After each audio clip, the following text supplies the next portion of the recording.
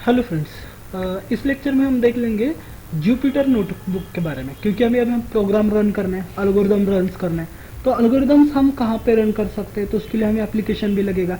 जैसे कि हम पाइथन के प्रोग्राम्स रन करते हैं तो उसके लिए पाइचाम्प यूज़ कर लेंगे, या फिर नोटबुक जुपिटर नोटबुक यूज़ कर सकते हैं, एनाकोंडा यूज़ कर सकते हैं, स्पाइडर यूज़ कर सकते हैं, या फिर उसकी खुद की एक आईडीएल है, उसके ऊपर भी हम हमारे प्रोग्राम रन कर सकते हैं। जैसे कि अभी मैंने पिछला वाला जो प्रोग्राम टाइम का जो प्रोग्राम था वो आपने कहाँ पे रन कर दिया, पाइथन के आईडीएल के ऊपर रन कर दिया। लेकिन उसी तरीके से और एक लाइब्रेरी है जिसका नाम है जुपिटर नोटबुक, जो कि हम हमारा लोकल होस्ट के जरिए रन कर सकते हैं। तो ये जुपिटर नोटबुक क्या है, या फिर ये किस तरीके से वर्क करना है, इसका इंस्टॉलेशन क्या है, इसकी प्रोसेस क्या रहेगी, वो हम स्टेप बाय स्टेप लेंगे। Jupyter notebook is an open source web application that allow you to the create and share the document contents, live codes, उसके बाद इक्वेशंस, विजुअलाइजेशन, सिंटैक्स, ये हम उसके ऊपर देख सकते हैं। ना वेब बेस्ड एप्लीकेशन है। अभी वेब बेस्ड एप्लीकेशन यूज क्यों करना है, तो उसके की फीचर देखते हैं। इंटरएक्टिव कोडिंग है, write and execute the code, call the interactively, support the multiple programming languages, primary Python, C, Java, ये अलग अलग प्रोग्रामिंग लैंग्वेज को क्या करता है, वो सपोर्ट करता है। तो इसके लिए हम उसको यूज कर सकते हैं। Next rich text and markdown है, means combine the code with the text formatted using the markdown और the LaTeX for the documentation and the explanation, उसके लिए भी हम यूज कर सकते हैं। कंबाइंड टेक्स्ट है उसका। उसके बाद डेटा विजुअलाइजेशन उसके ऊपर कर सकते हैं, मीन्स मैटप्लॉटलिब लाइब्रेरी होगी आपकी, या फिर सिसब्रेन लाइब्रेरी होगी, या फिर पाईप्लॉट लाइब्रेरी है।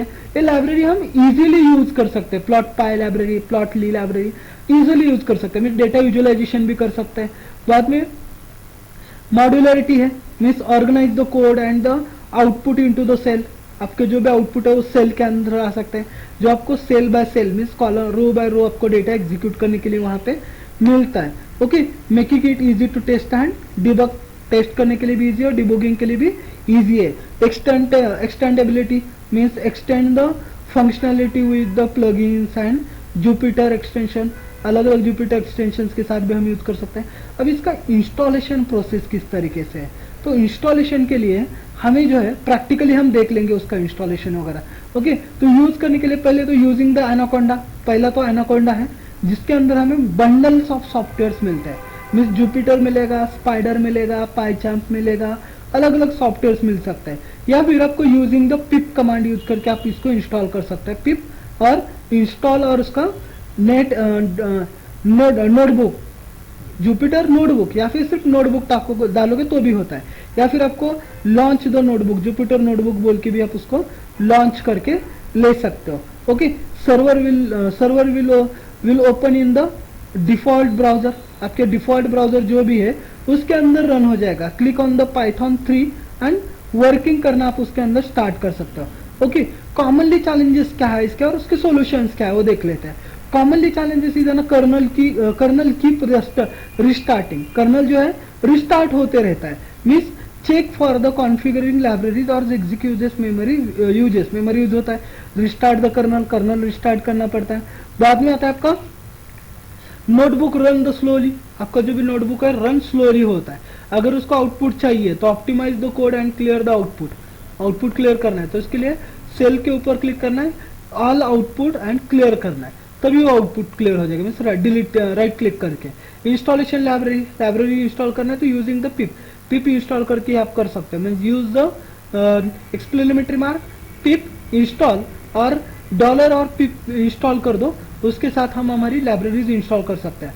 उसके बाद उसके सिक्योरिटीज क्या है, security means notebook are the powerfully but they come to the security risk है इसके अंदर, means specially when the accessed remotely, जब हम रिमोटली एक्सेस करें, या फिर share with the other, understanding this risk and the magnificated the critical of the safe users के लिए वो क्रिटिकल है। मीन्स कोड एग्जीक्यूशन के लिए notebook can be executed the arbitrary codes, जो आपके आर्बिटरी कोड्स है उसको एग्जीक्यूट करता है।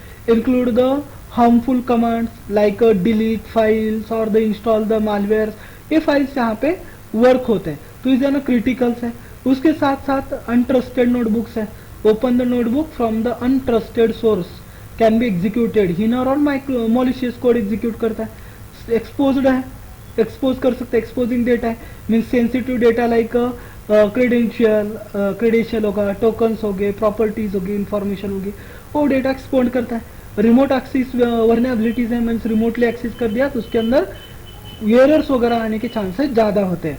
क्रॉस साइड स्क्रिप्टिंग होती है, मीन्स सर्वर साइड स्क्रिप्टिंग भी होती है और आपकी JavaScript embedded the JavaScript notebook can be executed in your browser when you open it। अगर open it है तो उसके execute भी होता है। तो सोर्स सर्वर किस तरीके से होता है, यूज द पासवर्ड, तो उसके लिए आपको पासवर्ड यूज करना है, configure password your the Jupyter notebook server, generate the password hash and from the password import password करके उसको हम पासवर्ड दे सकते हैं। उसके बाद एनेबलिंग द HTTP में सिक्योरिटी अप्लाई करना है, तो उसके लिए कमांड डालनी है Jupyter notebook create file is equal to path/2/script prime की फाइल्स एंड पाथ, मीन्स जो अपने पासवर्ड जहाँ पे सेलेक्ट किया वहाँ पर सेलेक्ट करना है आपको वो फाइल को। उसके बाद बाइंड टू स्पेसिफिक आईपी के साथ ही उसको आपको बाइंड करना है, मीन्स लोकल होस्ट के साथ रन होता है, 142 के साथ या फिर 42 के साथ रन हो रहा है। आपको लोकल होस्टली करना है तो एक ही आईपी एड्रेस के साथ वो रन होना चाहिए जो कि आपका लुक बैक एड्रेस होगा 127.0.0। तो उसके लिए Jupyter notebook -IP is equal to IP डालना है। यूज द फायरवॉल और VPN, फायरवॉल और VPN यूज कर सकते हैं। Restricted the access from the server, server का एक्सेस रिस्ट्रिक्ट करने के लिए। Run as the non root user, run non root user के ऊपर करना है तो कर सकते हैं। Avoid the running the Jupyter notebook as the root user, limited optional damage for the मॉलिशियस code, तो उसके लिए भी कर सकते हैं। उसके साथ सिक्योरिटी कॉन्फ़िगरेशन करना है, तो सिक्योरिटी कॉन्फ़िगरेशन के लिए अभी जो हमने कमांड यूज किए थे ऊपर वही कमांड्स हमें दोबारा यूज करना है। एडिटिंग कॉन्फ़िगरेशन फाइल का पाथ देना है .py, उसके बाद उसको जो पासवर्ड देना है पासवर्ड दे सकते हो। अब आईपी एड्रेस जो हमने अभी ऊपर देखे थे वही इसके साथ ऐड कर सकते हैं। अभी उसको प्रैक्टिकली देखते हैं नेक्स्ट लेक्चर के अंदर इंस्टॉलेशन वगैरह कैसे करते हैं। ओके।